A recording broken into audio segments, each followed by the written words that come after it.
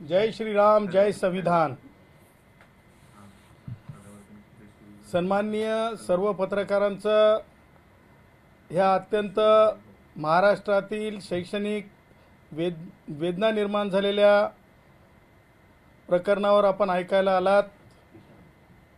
मी खूप आपल्याकडून महाराष्ट्रासाठी अपेक्षा ठेवून आहे की महाराष्ट्रातील सर्वसामान्य विद्यार्थ्याला, पालकाला न्याय मिळावा, ह्याकरिताची ही पत्रकार परिषद आहे। मला आपणाला सुरुवातीला हे सांगायचं आहे की महाराष्ट्रामध्ये श्रीमंत विरुद्ध गरीब असा एक मागील काही दिवसांमध्ये एप्रिलपासून ते आता जूनपर्यंत एक लढा सुरू झालेला आहे।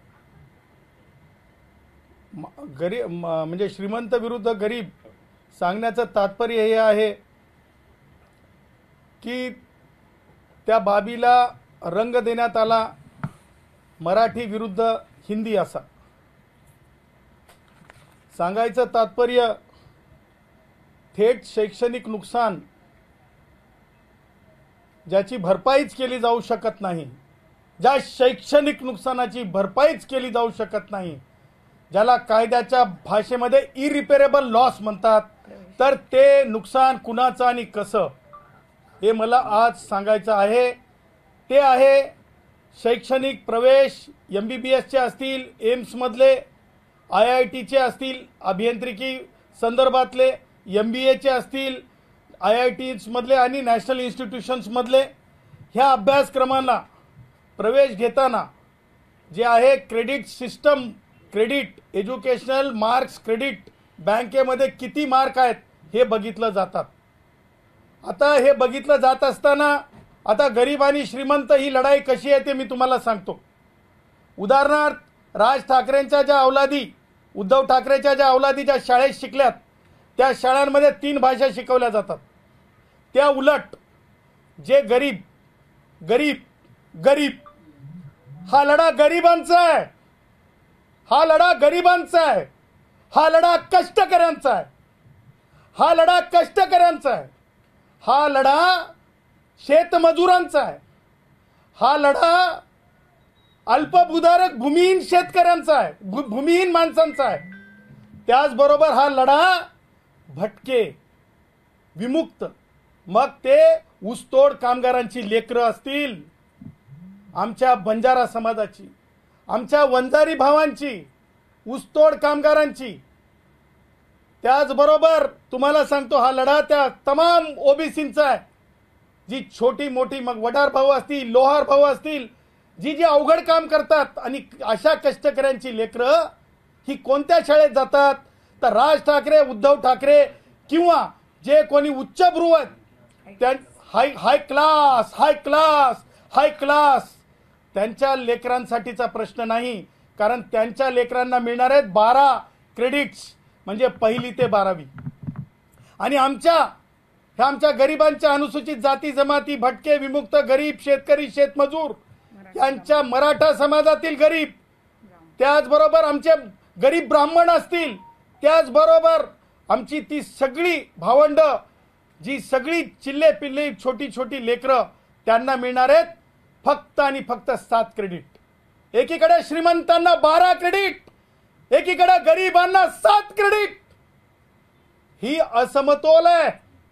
हे समानतेचं तत्व जे आहे क्रश करणारी प्रक्रिया आहे।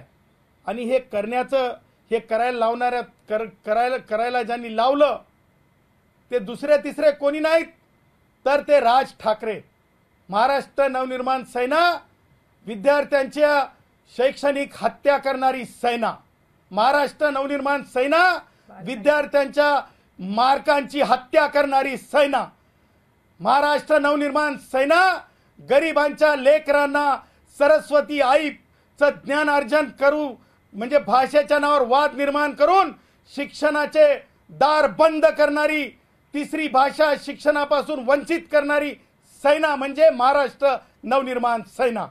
मला सांगायचंय, या मला म्हणायचं नाही, नाव ठेवायचं नाही, परंतु आमच्या ढोबळ मराठी भाषेमध्ये काय टुकारी चाललेली आहे, ही टुकारी आहे, हा टुकारपणा आहे। शहरातले काही टोळके हाताशी धरायचे आणि सामान्य कष्टकरीचे लेकरं जी आश्रमशाळेत शिकतात, जी जिल्हा परिषदेच्या शाळेत शिकतात, जी महानगरपालिकेच्या शाळेत शिकतात, नगर परिषदेच्या शाळेत शिकतात, त्या मुलांवर मात्र अन्याय करण्यासाठी, स्वतःच्या सोयीच्या राजकारणासाठी चालवलेलं ते कुभांड आणि त्या कुभांडामुळं होणारं नुकसान। त्याचबरोबर मला सांगायचं आहे की मी तमाम ह्या सगळ्या कष्टकऱ्यांना आव्हान करत आहे, भटक्यांना, विमुक्तांना, शेतकऱ्यांना, शेतमजुरांना, त्यांचं नेतृत्व करणाऱ्या नेतृत्वांना, त्याचबरोबर छोट्या मोठ्या स्वयंसेवी संस्थांना, विद्यार्थी संघटनांना मी आव्हान करत आहे। अखिल भारतीय विद्यार्थी परिषदेला सुद्धा मी आव्हान करत आहे। त्याचबरोबर रिपब्लिकन विचाराच्या विद्यार्थी संघटनांना मी आव्हान करत आहे की त्याचबरोबर जे जे विद्यार्थ्यांच्या हिताचा विचार करतात, अकॅडमिशियन्स आहेत, त्यांना आव्हान करत आहे, या विषयावर चळवळ उभी करा। गरीब विरुद्ध श्रीमंत असं विद्यार्थ्यांच्या मार्कांना मारक खांडोळी करणाऱ्या विचाराला थांबवण्यासाठी चळवळ उभी झाली पाहिजे, असं मी आव्हान करत आहे आणि ही चळवळ उभी राहिली पाहिजे असं देखील मी आव्हान करत आहे। पुढे जाऊन मला सांगायचं आहे की खरोखर जे सरकारला जे वेठीस पकडून आणि सरकारला रिंगण करून, राजकीय कारणासाठी मुस्कटदाबी करून सरकारला ज्या प्रकारे शासनाचा निर्णय रद्द करायला लावला, मला असं म्हणायचं आहे हे निर्णय रद्द करायला लावत असताना मी माझ्या आयुष्यात अनेक सरकारांनी केलेले निर्णय पाहिले आणि अनेक सरकारांनी केलेले निर्णय रद्द केलेले पाहिले, परंतु माननीय उपमुख्यमंत्री एकनाथरावजी शिंदे साहेब, माननीय मुख्यमंत्री देवेंद्रजी यांनी आजही, कालही निर्णय रद्द करताना आणि त्यापूर्वीच्या दिवशी सुद्धा 3 गोष्टी अत्यंत सूचकपणे आमच्या म्हणण्यापेक्षा आयडिओलॉजिकली, सायंटिफिकली वारंवार सांगण्याचा प्रयत्न केला की सायंटिफिक दृष्ट्या मुलांना जास्त भाषा शिकणं 10 वर्ष वयापर्यंत सुद्धा अतिउत्तम आहे। त्याचबरोबर भारतरत्न डॉक्टर बाबासाहेब आंबेडकर यांचं जे हिंदीच्या बाबतीतलं जे मत आहे, म्हणजे देश एक संघ, देशाच्या भाषिक बाबीवर मदर टंग, मातृभाषा प्रत्येकाला आवडीची असते, शिकलीच पाहिजे, परंतु त्यासोबतच देशाच्या बाबतीमध्ये भारतरत्न डॉक्टर बाबासाहेब आंबेडकरांचं मत, ह्या बाबी प्राखर्यानं आणि त्याचबरोबर विद्यार्थ्यांचं थेट नुकसान, वैद्यकीय प्रवेशाच्या बाबतीत सुद्धा क्रेडिट मार्क बँक सिस्टम हे सुद्धा सांगण्यात आलं आणि हे सांगून विद्यार्थ्यांचं नुकसान होत आहे हे जाणीव त्यांना आहे, उपमुख्यमंत्र्यांना, मुख्यमंत्र्यांना, परंतु ज्या प्रकारे लोकसभेला संविधान धोके में आहे म्हणलं गेलं होतं, संविधान धोके में आहे बोललं गेलं होतं, त्याच प्रकारे उद्धव, राज ठाकरे, शरद पवार, राष्ट्रवादी काँग्रेस आणि सो कॉल्ड जे कम्युनिस्ट असतात त्यांनी परत त्याच प्रकारचं एक नरेटिव्ह उभा करण्याचा प्रयत्न केला। ते नरेटिव्ह म्हणजे मराठी खत्र्यात, मराठीची गळचेपी, मराठी खाली जातीये, हे सगळं काही खोटारडपणाचं बोलणं, एक जसं संविधान खतरे में है तसं भाषा खतरे में है, मदर टंग खतरे में है, हे दाखवण्याचा, दर्शवण्याचा प्रयत्न केला आणि सरकारनं ज्या प्रकारे समिती नेमून, म्हणजे सरकारला माहिती आहे की सायंटिफिक दृष्ट्या 3 भाषा शिकवणं आवश्यक आहे, नॅशनल एज्युकेशन पॉलिसी 2020 प्रमाणे 3 भाषा शिकवणं आवश्यक आहे, मुलांचं थेट शैक्षणिक नुकसान आहे हे सरकारला माहिती आहे, परंतु ज्या प्रकारे महाराष्ट्रात जे एक वातावरण निर्माण करण्याचा प्रयत्न होतोय, शैक्षणिक वातावरण गढूळ करण्याचा प्रयत्न होतोय, ते वातावरण गढूळ होऊ नये, लॉ अँड ऑर्डर प्रॉब्लेम होऊ नये म्हणून सरकारने, मला असं वाटतंय की स्पष्टपणे सांगितलं की शासन निर्णय रद्द करतो आहोत, परंतु त्यासोबत सरकारने जाहीर केलं की दुसऱ्या बाजूला प्राध्यापक डॉक्टर जाधव यांची समिती निर्माण करण्यात आली आणि ती समिती रिपोर्ट देईल। आमची सरकारला म्हणणं आहे, सरकारला आमची विनंती आहे की त्या समितीला टाइम बाउंड करा आणि सरकारने टाइम बाउंड रिपोर्ट तातडीने घेतला पाहिजे. आणि तिसरी भाषा म्हणजे आमचे 7 क्रेडिट. अरे आमच्या कष्टकऱ्यांच्या, आमच्या लेकरांच्या, आमच्या लेकरा बाळांच्या शिक्षणावर जे राज ठाकरे उठलाय, आमच्या लेकरा बाळाच्या, आमच्या कष्टकऱ्यांच्या लेकरांच्या वाटोळं करायला जे उद्धव निघालाय. आधी एसटीतले 124 कष्टकऱ्यांचे मरण मरत होते, जाणीव नव्हती. आणि स्वतः 3 भाषेचा ठराव करणारा हा उद्धव ज्या प्रकारे आता आमच्या लेकरांची शैक्षणिक कत्तल करायला निघालाय, खांडोळी करायला निघालाय, त्यांना पालक सोडणार नाहीत, त्यांना माफी होणार नाही. आणि म्हणून माझं असं म्हणणं आहे की तुम्ही तुमची टुकारं माझ्या क्रिस्टल समोर येऊन काल ओरडून गेली, अरे उभा धिंगाणा करून गेली. ही काल घडली, परंतु तुम्हाला महाराष्ट्रातल्या वाडी तांड्यापासून, धनगर वाड्यापासून, बौद्ध वस्त्यांपासून, कष्टकऱ्यांच्या मराठा गरिबांच्या वस्त्यांपर्यंत, भिक्षुकी मागणाऱ्या कुडमुडी जोशी ब्राह्मणांपर्यंत सगळेजण तुम्हाला गच्चांडीला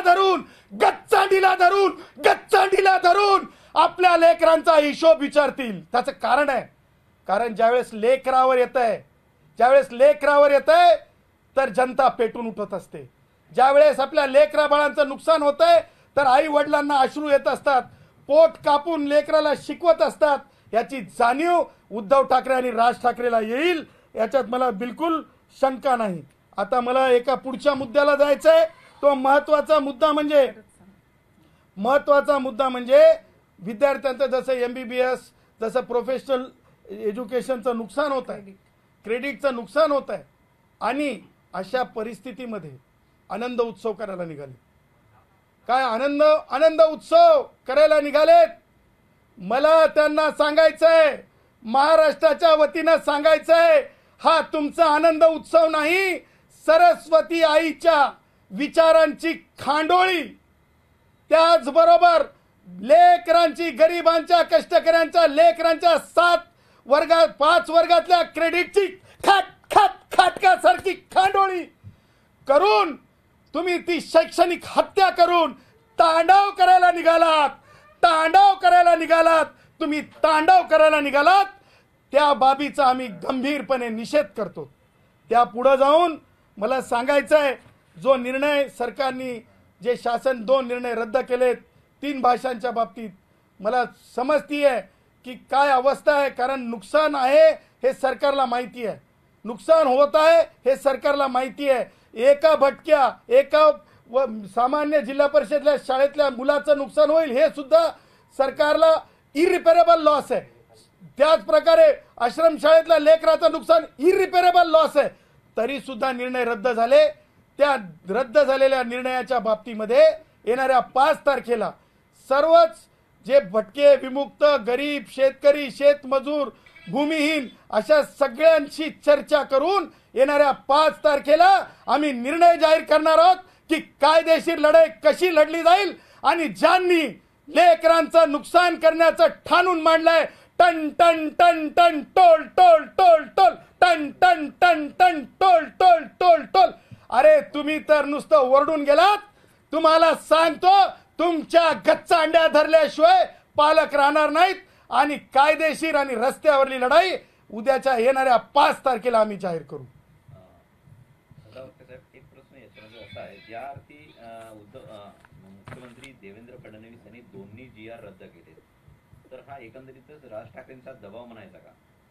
नाही, तुम्हाला मी सांगतो की आता राजकीय प्रवृत्त्या खूपच रसातळाला गेलेल्या आहेत. काही एलिमेंट्स राज ठाकरे सारखे अत्यंत गलिच्छ राजकारण करतात.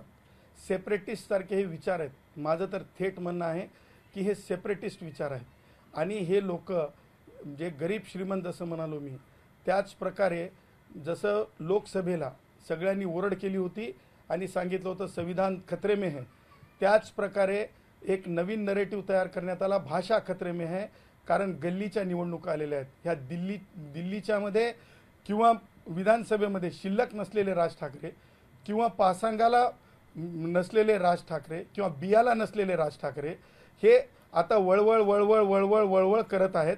आणि ही वळवळी आहे ना, तुम्हाला सांगतो, ही म्हणजे फार प्रदीर्घ काळ टिकणारी वळवळी नाही. कारण ही कोणत्या तरी कष्टकऱ्यांवर, ही तुम्हाला सांगतो, आमच्या शेतमजुराच्या भाषेमध्ये सांगायचं आलं तर ज्या प्रकारे इघीन येत आहे, तुम्हाला सांगतो, ज्या प्रकारे ज्यावेळेस शेती फुललेली असते त्यावेळेस जसं ज्या प्रकारे ज्याला म्हणतो रोग येतो, तशा प्रकारे राज ठाकरेच्या विचाराच्या रोगाला थांबवणं, महाराष्ट्रात लॉ अँड ऑर्डर प्रॉब्लेम कुठंतरी थांबावं, म्हणजे व्यवस्थित राहावं, ह्याच्याकरिता सरकारने निर्णय घेतलेला आहे असं मला वाटतंय. आणि त्यासोबतच सरकारने प्राध्यापक जाधव, डॉक्टर जाधव, जे नरेंद्र जाधव साहेब यांची जी कमिटी नेमली, त्या कमिटीकडे आम्ही आमचं म्हणणं मांडणार आहोत.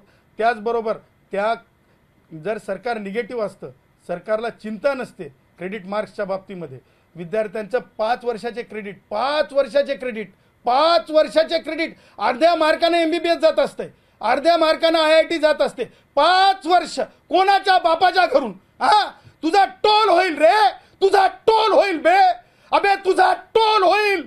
तू आणखीन कोणतं घाम गाळून बंगल्यात राहतोस हे माहित नाही, परंतु कष्टकऱ्यांची लेकरं, मुलांचं तरी सोडा, मुलींच्या बाबतीमध्ये अर्ध्या मार्काने जी मुलगी थांबून जाते शिक्षणापासून, एखाद्या वैद्यकीय प्रवेशापासून, त्याचा विचार या राज ठाकरेला किंवा उद्धव ठाकरेला येणार नाही. कारण यांची जी फडफड आहे, दुसरी अशी फडफड आहे की हे उद्धव ठाकरे आणि राज ठाकरे हे तर आज म्हणजे प्रत्येकाला आयुष्य किती आज आहे उद्या नाही, परंतु यांच्या औलादीचं राजकीय काय होईल त्याच्यासाठीचा सुद्धा एक प्रयोग आहे. आणि या सगळ्या प्रयोगामध्ये महाराष्ट्राला वेठीस धरण्याचा प्रकार होता. म्हणून मला असं वाटतं की सरकारनं समिती स्थापन केली आणि यांना वाटावं की सरकार श्रूड नाही, सरकार पुन्हा एकदा सायंटिफिकली म्हणजे वैद्यकीय दृष्ट्या आणि अभ्यास समितीद्वारे सरकारला 3 भाषा आणाव्याच लागतील. त्याचं कारण आहे नॅशनल एज्युकेशन पॉलिसी 2020 ही महाराष्ट्रानं उद्धव ठाकरेच्या काळात लागू केलेली आहे. ती पॉलिसी जी स्वीकारलेली आहे ती रद्द झालेली नाही, रद्द होऊ शकत नाही. आणि ह्या सगळ्या बाबी आमच्या ज्युडिशियल स्क्रुटिनीसाठी फार फार महत्वाच्या आहेत. पिल्लर लोखंड कहते हैं, ये चीजें हमारे फेवर में है. सर, एकीकडे पाहायला गेलं तर कोणतीही समिती नेमा, आम्ही सक्ती होऊ देणार नाही, असं जे आहे वक्तव्य काल उद्धव ठाकरे यांनी पत्रकार परिषदेत केलं. बघा, तीच भूमिका राज ठाकरेंची राज ठाकरे असो की उद्धव ठाकरे असो, कोणाच्या बापाच्या घरचं शिक्षण नाही, कोणाच्या हातातलं शिक्षण नाही.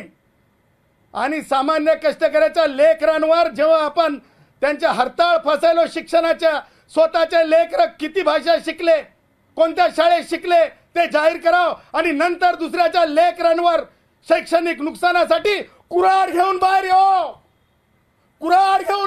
तुम्ही कुऱ्हाड घेऊन निघालात लेकरांचं नुकसान करण्यासाठी. हे कोणताच महाराष्ट्रातला सामान्य माणूस सहन करणार नाही. सर, एकीकडे पाहायला गेलं तर 5 तारखेला विजय मेळाव्यासाठी जी आहे ती तयारी सुरू झालेली, अशी देखील सूत्रांकडून माहिती येत आहे की दादर शिवाजी पार्क येथे विजय मेळावा जो आहे तो साजरा केला जाणार, त्याच्यासाठी पत्रक देखील देण्यात आलेलं आहे. माता सावित्रीबाई फुले, सरस्वती आई, ज्याच्यातून ज्ञानार्जन केलं जातंय आणि गरिबांच्या मुलांना जे मार्क्स मिळतात त्या मार्कांपासून थांबवण्यासाठी जे घाट घातला, जी कत्तल केली, जी खांडोळी केली, करायला लावली, हे मास्टर, हे दोघे जण सुद्धा की नाही स्वतःच्या राजकारणासाठी मास्टर माइंड बनले दोघं जण. आणि तुम्हाला सांगतो हे सगळं करून या हत्येवर, शैक्षणिक हत्येवर ज्या प्रकारे विजय उत्सव करायला निघालेत, माझं असं म्हणणं आहे, विजय मेळावा करायला निघालेत, माझं असं म्हणणं आहे, तो त्यांचा विजय मेळावा नाही आहे, तो तांडव आहे. तो शैक्षणिक हत्या मृत्यू करून चालवलेला तांडव असेल, तो तांडव असेल. महाराष्ट्राच्या इतिहासात काळ्या कुट्ट शब्दात लिहिला गेलेला तो कार्यक्रम असेल, काळ्या कुट्ट अक्षरात लिहिला गेलेला तो कार्यक्रम असेल, बेशरमीची हद्द संपलेला तो कार्यक्रम असेल, पण यामध्ये सर्व एकंदरीत रंगाने पाहायला गेलं तर राज ठाकरेंनी हा आवाज उठवला या एकंदरीत GR विरोधात आणि नंतर मग मोठी कडक भूमिका घेतली. त्यानंतर हे मुख्यमंत्र्यांनी घोषणा करणं की दोन्ही GR रद्द करणं, एकंदरीतच राज ठाकरेंचा करिश्मा तर पाहायला मिळालाच ना सदावर्ते साहेब. आणि त्याला लागूनच हा प्रश्न आहे की एकीकडे तिघांचं हे सरकार आहे, मात्र अजित पवारांनी पहिल्यापासूनच या भूमिकेला विरोध केलेला पाहायला मिळाला होता. मुद्दा असा आहे की राज ठाकरे, उद्धव ठाकरे यांनी ज्या प्रकारे कुभांड रचलं आणि शेवटी राजकारणामध्ये निवडणुका तोंडावर असताना ज्या प्रकारे लोकसभेला संविधान खतरे में है, त्याच प्रकारे मी तुम्हाला परत रिपीट सांगतो, भाषा खतरे में है म्हणून जे चालवलं, जेव्हा फेअर गव्हर्नमेंट असते, जेव्हा ओपन गव्हर्नमेंट असते, तेव्हा ओपन गव्हर्नमेंट फेअर गव्हर्नमेंट म्हणून देवेंद्रजीच्या मुख्यमंत्री काळात आणि एकनाथरावजी शिंदे साहेबांच्या उपमुख्यमंत्री काळात पुन्हा एकदा चला ठीक आहे तुम्ही म्हणता आम्ही रद्द करतो, परंतु त्यासोबत रद्द करताना कारण मीमांसा केलेली आहे. लक्षात ठेवा, तुम्ही पत्रकारांनी डोळ्यांनी पाहिले, कारण मीमांसा केली आहे, नुकसानाची जाण करून दिली आहे. त्यासोबतच प्राध्यापक डॉक्टर जाधव यांची समिती नेमलेली आहे. ह्याच्यावरून लक्षात घ्या की राज ठाकरे, उद्धव ठाकरे यांचं राजकारण दळभद्री आहे आणि सरकारनं घेतलेली भूमिका ही दोन दृष्ट्या मला वाटतं की सिम्प्लिसिटीमध्ये आहे. एक की चला तुमचं म्हणणं काय ते सांगा, परंतु नॅशनल एज्युकेशन पॉलिसी लागू झालेली आहे, परंतु नॅशनल एज्युकेशन पॉलिसी लागू झालेली आहे. राज ठाकरेला जर एवढीच खाज आहे ना, आजही सांगतो, नॅशनल एज्युकेशन पॉलिसी 250 रुपयाची तुम्ही काय म्हणतात ते चॅलेंज करू शकत नाही. 250 रुपये कोर्ट फीस लावून तेवढे पैसे नाहीत. टन टोल रे बाबा, टन टोलकडं. म्हणजे मला आश्चर्य वाटतंय. मुळा जो बोएगा वही पाएगा म्हणतात, जैसी करनी वैसी भरनी जी मन आहे. मला सांगा, नॅशनल एज्युकेशन पॉलिसी 2020 ही जी आहे ही लागू झाली, ही मुळं आहेत आणि मग म्हणायचं की नाही नाही नाही नाही नाही ही फळं आहेत, ही नाही चालणार, हे आम्ही भाषा घेऊ देणार नाही. अरे ताकद नाही का, ज्ञान नाही का? चॅलेंज करू शकले असते, परंतु 2020 नंतर आज 5 वर्ष झाले, तुम्ही शांत होते. उद्धवच्या काळामध्ये अंमलबजावणी झाली तेव्हा तुम्ही शांत होते आणि आता जेव्हा एक्झिक्युशन झालं तेव्हा तुम्ही निघाले बोलायला, ओरडायला, वरतोंड करून बोलायला. परत एक शेवटी बोलताना मला तुम्हाला सांगायचंय, सरस्वती आईच्या विचारांची खांडोळी, शिक्षणापासून थांबवणे, साधू समाजाचा अपमान करणे, गंगा मैयाचा अपमान करणे आणि भगवी शाल घेऊन बसणे, हे मला असं वाटतंय बेगडं हिंदुत्ववादी विचार आहेत. आणि मला असं वाटतंय की उद्धव आणि राज ठाकरे आता एकत्र तर दिसतच आहेत, आपल्याला दिसणारे आहेत. मला असं वाटतं येणाऱ्या काळामध्ये मामूजान भाईजान, आता काय ते याचा महिनाही सुरू झाला आहे, कोणता त्या ह्याचा ते मुस्लिमचा ते रमजान नाही, हे सुरू झालं ना आता ते मोहरम. मला असं वाटतंय की सब त्योहारों का ख्याल रखो भाई, सब त्योहारों का ख्याल रखो, गले मिलो भाई, गले मिलो. शेवटचा प्रश्न, मुळात एकंदरीतच या प्रकरणात सुरुवातीपासून राज ठाकरेंनी जी भूमिका घेतली होती ती त्यांची एकंदरीतच राजकीय कारकीर्द पाहता किंवा त्यांच्या पक्षाला निवडणुकांमध्ये आलेलं अपयश पाहता, ही एकंदरीत हा जो त्याचा विरोध होता तो त्या प्रकारचा म्हणजे राजकीय अस्तित्वाची पडझड किंवा धडपड होती असं म्हणायचं आहे का तुम्हाला? मला तर बघा, मी काय म्हणजे राज ठाकरे सारख्या माणसाचा अभ्यास करण्या एवढा तो मोठा माणूस नाही, परंतु मला खरंच सांगतो, मैं किसी को अपमानित नहीं करना, किसी को चिल्लर भी नहीं बोलना मेरे को, लेकिन मैं सिर्फ इतना बोलूँगा रे भाई, ये ध्यान में रखो कि ये जो भूमिका है ना, ही स्वतःच्या मुलांचं राजकीय पुढचं भवितव्य, या दोघांचं तर भवितव्य काही नाहीच, पण पुढचं भवितव्य काहीतरी ही पोरं, जसं एक विधानसभेमध्ये पराभूत झाला, दुसऱ्याला नीट मांडता येत नाही, काय बोललो काल ते त्याच्या ध्यानात राहत नाही, भलतंच माध्यमांसमोर येऊन मग माध्यमं दाखवतात, हे बघा हे काय. आमचे सन्माननीय उदय सामंत साहेबांनी कसं दाखवलं होतं त्या आदित्य ठाकरेचं स्पष्ट दाखवलं होतं की काय बोलला होता बहुभाषिक होण्याबाबतीमध्ये. तर ही जी मुलं आहेत, ही बघा हे कल्चरच आहे, हे काँग्रेसांसोबत राहून वाढलेलं घडलेलं आणि आता मामूजान भाईजानसोबतचं वाढलेलं घडलेलं कल्चर आहे. मला असं वाटतं येणाऱ्या काळामधली एक इन्शुअर्ड, जसं इन्शुरन्स असतं, एक इन्शुअर्ड पॉलिटिकल फॉर्म्युला ये दोनों ला रे भाई, ये दोनों अपने अपने बच्चों का पॉलिटिकल इंश्योरेंस, आगे चले इनका कुछ, इसलिए ये सब चल रहा है। ये हम डंके की चोट पे बोलते हैं और हम जो बोलते हैं वो करते हैं। दोन्ही पक्षाकडून पाहायला गेलं तर वळी डोम आणि गोरेगाव नेस्कोची देखील चाचपणी सुरू केलेली आहे सेलिब्रेशनसाठी, विजय मेळाव्यासाठी। आणि काय वाटतं या सर्व दोन्ही या मेळाव्यात दोन्ही भाऊ एकत्र येतील का एका स्टेजवर? बाबत काही पावलं उचलणार का? कारण मोर्चा जेव्हा निघणार होता तेव्हा तुम्ही म्हणलात की पोलिसांना आम्ही विनंती करणार की परवानगी देऊ नये। आम्ही पत्र दिला होता। हो, मी माध्यमांसमोर सांगतो, तुम्हीच माध्यमांनी काल दाखवलं। डीसीपी झोन 1नी त्यांना सांगितलं होतं, डीसीपी झोन 1नी मनसेच्या कार्यकर्त्यांना सांगितलं होतं, तुम्हीच माध्यमांनी दाखवलं की न्यायालयाच्या निर्देशाप्रमाणेच मोर्चा होऊ शकतो। अर्थातच आम्ही दिलेलं पत्र होतं, आम्ही दिलेली तक्रार होती, यांना काढू देऊ नका। कुठून? गिरगाव चौपाटीवरून, इतर वंचितांचे, इतर भटके अभिमुक्तांचे मोर्चे, इतर आमच्या गरीब ब्राह्मणांचे मोर्चे आझाद मैदानात। आणि हे काय लाडोबा भाई लाडोबा, लाडोबा भाई लाडोबा काय? तेव्हा डीसीपी झोन 1नी कायदेशीर यांना दाखवली होती जागा, मोर्चा तर होणारच नव्हता।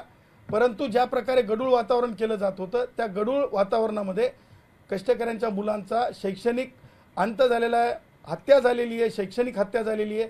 आणि जे काही तुम्ही 2 ठिकाणं सांगतात, त्या 2 ठिकाणी जर यांनी कार्यक्रम केला तर माझ्या या प्रेसच्या नंतर राज ठाकरे आणि उद्धव ठाकरेच्या डोक्यामध्ये प्रकाश पडेल।